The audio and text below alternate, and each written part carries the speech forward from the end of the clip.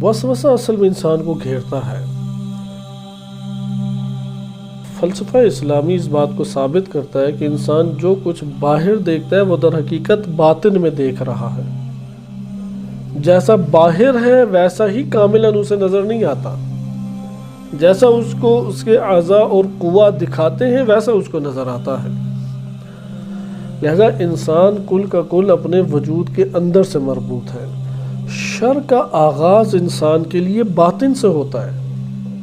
लिहाजा जब बातिन के अंदर मसाइल पैदा हो गए हों तो आप उन जगहों पे किस तरह से इस्लाह कर सकते हैं। बाज़ औक़ात देखें मसाइल होते हैं कि यार शायद खुराक में कमी है इसलिए मसाइल पैदा हो रहे हैं, जगह में कमी है इसलिए मसाइल पैदा हो रहे हैं, माली वसाइल नहीं है इस वजह से मसाइल पैदा हो रहे हैं। एक दफ़ा उसके वजूद के अंदर वसवसा पैदा हो गया, शुबहा जिसे कहीं पैदा हो गया, उसके अंदर जो उसके बातनी तख़य्युलात हैं वो उसको चैन से नहीं बैठने दे रहे।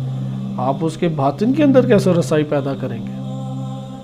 आप तो उसके लिए तमाम नेमात भी उधर रख दें, उसके बातिन को दुरुस्त नहीं कर सकते।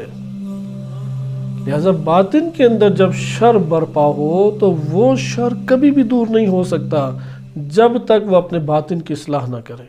रवायात में वारिद हुआ कि ईसा अलैहिस्सलाम ने फरमाया कि मैंने लाइलाज मरज़ रखने वाले कोढ़ मरज़ का इलाज करना चाहा, इलाज कर दिया। नाबीना को बीना करना चाहा, उसे आंखें मैंने दे दी। या आप तजर्बा खुद करके देख लें। हर इंसान जो तालीम व तरबियत के इस शोबे के साथ मुखलिसाना तौर पर वाबस्ता होता है, उसके दिल के गम यही होते हैं जो ईसा अलैहिस्सलातु वस्सलाम का गम इसमें बयान किया गया। अगर फरमाते हैं कि मैंने ला इलाज अमराज का इलाज करना चाहा, इलाज कर लिया।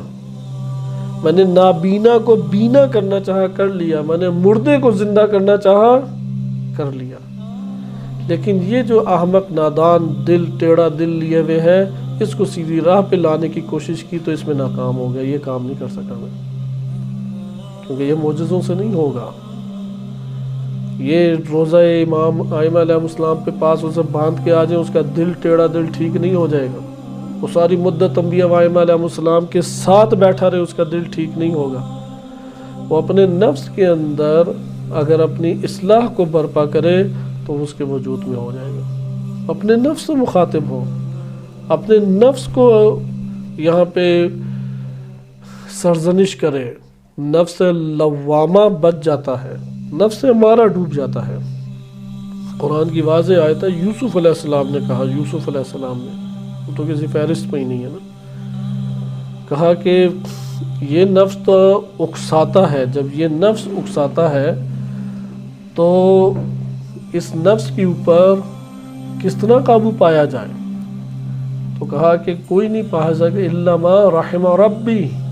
अगर नफ्स बुराई पे उकसा रहा है, नफ्स कोताही पे उकसा रहा है, नफ्स हठधर्मी के ऊपर उकसा रहा है, नफ्स जिद के ऊपर उकसा रहा है, तो फिर तो अगर रहम अल्लाह ने उसके ऊपर खा लिया तो ठीक हो जाएगा, वरना नहीं होगा ठीक।